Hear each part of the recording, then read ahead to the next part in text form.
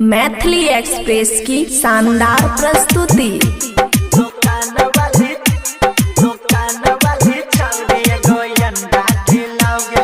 DJ good Madhubani,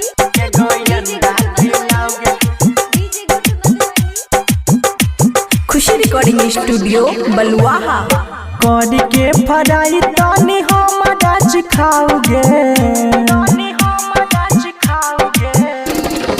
कौड़ी के fry तनी हमरा खाओगे। दुकान वाली छौरी एगो अंडा खिलाओगे, दुकान वाली छौरी एगो अंडा खिलाओगे, दुकान वाली छौरी एगो अंडा खिलाओगे। चाही ना उबलल तू पोछा खिलाओगे, सुनै छी? चाही ना उबलल तू पोछा खिलाओगे। दुकान वाली छौरी एगो अंडा खिलाओगे, दुकान वाली छौरी एगो अंडा खिलाओगे, दुकान वाली छौरी एगो अंडा खिलाओगे। डीजे गुड मधुबनी, दुकान वाली छौरी एगो अंडा खिलाओगे, एगो अंडा खिलाओगे। खुशी रिकॉर्डिंग स्टूडियो बलुआहा। ब्रेड के साथ अंडा कर दे फ्राई गे, टोमेटो वाला सॉस तनी कर दे डराई गे। ब्रेड के साथ अंडा कर दे फ्राई गे, टोमेटो वाला सॉस तनी कर दे डराई गे। गोल गोल दिखाई छो तनी हमरा खाओगे।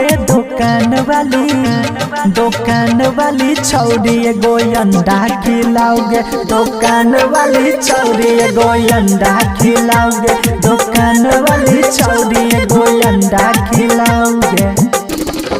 DJ good Madhubani, DJ good Madhubani, दुकान वाली छौरी एगो अंडा खिलाओगे, एगो अंडा खिलाओगे, एगो अंडा खिलाओगे। सब छौड़ा पी के छियै फ्लाइट, 10-20 दे के सामान लेबौ काइट। सब छौड़ा पी के छियै फ्लाइट, 10-20 दे के सामान लेबौ काइट। अमन के संग अमर चित के चिखाओगे। दुकान